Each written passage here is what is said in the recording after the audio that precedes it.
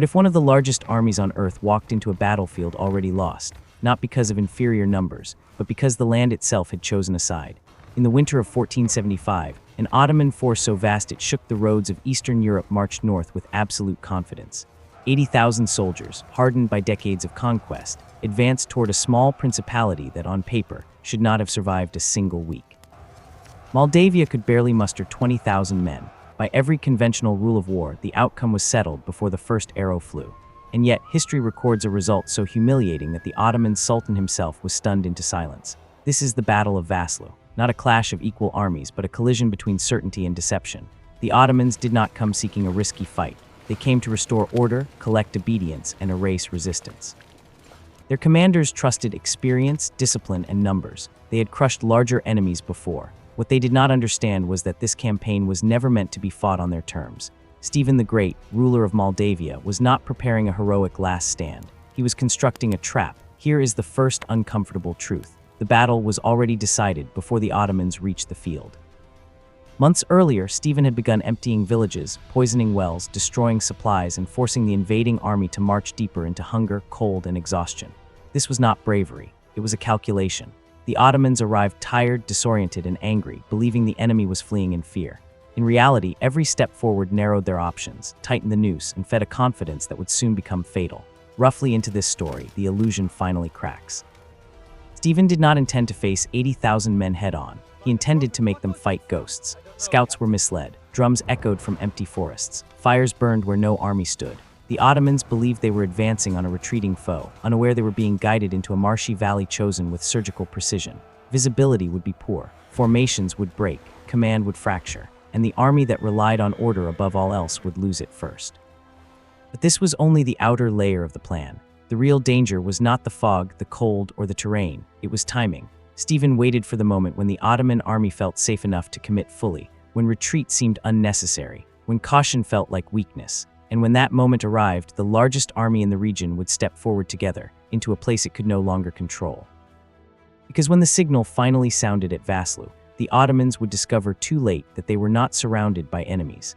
They were surrounded by inevitability. What happened next would not be a battle in the traditional sense, but a collapse so complete that survivors would struggle to explain how it began at Vaslui alone. The Ottoman army entered the valley at Vaslui, believing the most dangerous phase was behind them. The march had been brutal, supplies thin, morale strained, but now the land seemed to open just enough to promise resolution. This was the answer they had been waiting for, a place where numbers could finally matter, where discipline could reassert itself, where the enemy, at last, could be forced to stand and be crushed. The commanders ordered the army forward, confident that Moldavian resistance was breaking. They did not realize they had just committed every advantage they possessed into a space designed to erase them. The valley was narrow, soaked from winter melt, wrapped in thick fog that clung low to the ground. Sound traveled strangely here. Distance lied, shapes dissolved. Units lost visual contact with one another within moments. Still, the Ottomans advanced. To hesitate now would suggest fear, and fear was something this army had been trained never to show. Columns stretched forward, formations compressed, and command signals began to blur. This was the moment Stephen the Great had waited for. At approximately into this phase, the first revelation strikes. The Moldavian army did not attack from the front. There was no dramatic charge, no clash of lines. Instead, horns echoed from the fog in multiple directions at once. Arrows fell without visible source. Small units struck, vanished, then struck again from entirely different angles. Ottoman commanders attempted to respond, but each order arrived late, distorted by terrain and confusion. They were not fighting an army. They were fighting uncertainty itself. Worse still, the Ottomans misunderstood the scale of the engagement. They believed these attacks were probes, desperate harassment from a weaker foe. So they pushed forward harder, feeding more troops into the valley, compressing their own movement, turning strength into congestion. Cavalry struggled to maneuver. Infantry collided with one another. Artillery became useless. Every instinct drilled into them demanded cohesion, yet the environment punished it relentlessly. Then came the second layer of Stephen's design. Moldavian forces began striking the Ottoman flanks and rear simultaneously, not in overwhelming force but in relentless rhythm. Retreat paths became contested. Supply wagons were hit. Messengers disappeared. Panic did not arrive all at once. It seeped in slowly, like cold through armor. Soldiers began to realize they could not see the enemy, could not hear clear commands, and could not tell where safety lay. The Ottoman army had faced defeat before. What it had never faced was invisibility. At Vaslui, fear did not come from losing ground. It came from losing comprehension. Units fought bravely, but bravery without orientation became chaos. Men advanced when they should have withdrawn, retreated into traps meant for pursuit, and struck allies in the fog. The army's greatest asset, its size, now worked against it, magnifying confusion with every additional step forward. And then, at precisely the wrong moment, the Ottomans realized the truth. This was not a skirmish spiraling out of control. This was the battle. The entire army was already inside it, and the valley they believed would deliver victory had become a sealed chamber of noise, mud, and terror, from which escape was no longer guaranteed. Ottoman command structure began to fracture long before the army realized it was happening. Orders still moved through the fog, but they no longer aligned with reality. Units sent to reinforce one flank found themselves colliding with retreating allies. Cavalry dispatched to restore order became trapped in mud and narrow paths where speed meant nothing. Every corrective action arrived too late, aimed at a battlefield that no longer existed in the form commanders imagined. Vaslui was no longer terrain. It was a mechanism grinding cohesion into fragments. By now, exhaustion had crossed into desperation. Soldiers had marched hungry, slept cold, and fought without clear sight of friend or enemy. Discipline held them together, but only barely. Then came the moment Stephen had calculated for. Moldavian forces intensified their pressure, not by increasing numbers, but by increasing certainty. Attacks struck with clearer intent. Horns signaled advances that never came.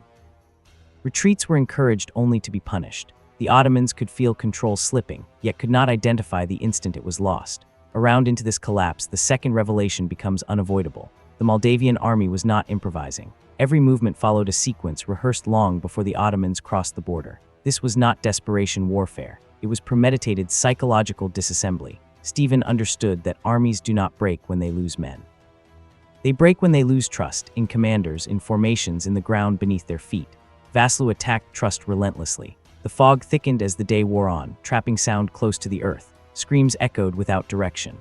Drums beat from multiple points, suggesting encirclement where none fully existed. Ottoman soldiers began to believe they were surrounded by far greater numbers than reality allowed.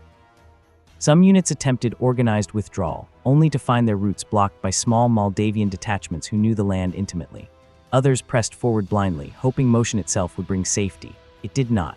What followed was not a rout, but something worse. The army splintered into thousands of isolated fights. Courage still flared, but courage without coordination only fed the chaos. Officers died trying to restore order. Standards fell. When banners disappear, certainty follows them. The Ottomans were no longer an army acting with intent. They were tens of thousands of individuals reacting to fear one decision at a time. And still, Stephen held back his main force. This restraint was deliberate. The longer the Ottomans remained trapped in confusion, the deeper the psychological damage cut. Every minute inside the valley amplified exhaustion, hunger, and doubt. Every failed attempt to regain control convinced more soldiers that the situation was beyond repair. When the final Moldavian push began, it did not feel like an attack. It felt like confirmation. By the time the Ottomans attempted a full withdrawal, the decision came too late. Retreat required coordination they no longer possessed. Paths clogged. Commands contradicted each other. Units fled into one another, spreading panic faster than any enemy blade. What began as an overwhelming invasion force had become a collapsing mass, unable to move forward or back with purpose. And as the valley filled with fleeing men, Stephen the Great prepared to deliver the final stroke, not with numbers but with inevitability, ensuring that Vaslui would not merely defeat an army but redefine how power itself could fail. The final phase of Vaslui did not arrive with a triumphant charge. It arrived with silence breaking into screams. When Stephen the Great finally committed his full force, it was not to win the battle, it was to seal its meaning. Moldavian troops surged from positions the Ottomans had never identified, striking an enemy already collapsing under its own weight. This was not resistance anymore, it was extraction. The invaders were being pulled apart from within, their defeat accelerated by the simple fact that too many men were trying to escape the same nightmare at once. The retreat turned lethal. Narrow paths clogged with soldiers, wagons, and wounded men struggling through mud that swallowed boots and horses alike.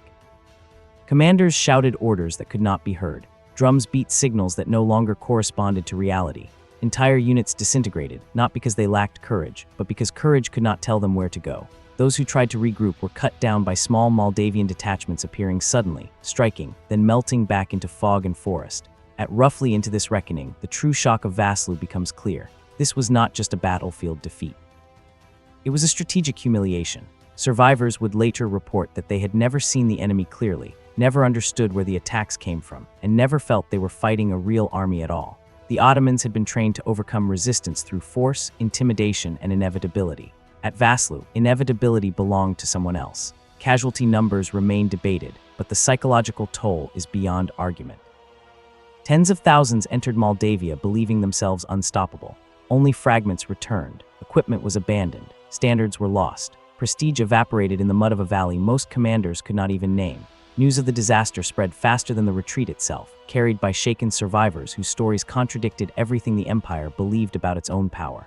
For Stephen the Great, the victory was not celebrated with reckless pursuit. He understood the limits of triumph. The Ottomans were wounded, not destroyed. The purpose of Vaslui was never annihilation. It was a demonstration, to show that size could be neutralized, that discipline could be unlearned, that an empire relying on momentum could be forced to stumble. Across Europe, rulers who had feared the Ottomans began to listen closely. If such an army could be broken here, perhaps it could be challenged elsewhere. Yet the most dangerous consequence of Vaslui was not external, it was internal. The Ottoman leadership now faced an uncomfortable question.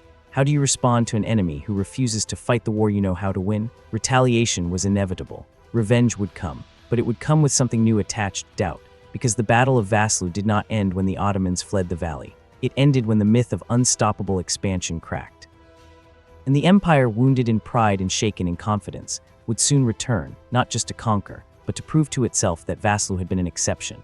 The final reckoning would not be decided in fog or marshland, but in what the world remembered, and whether this victory truly changed the balance of power forever. The Ottomans did return.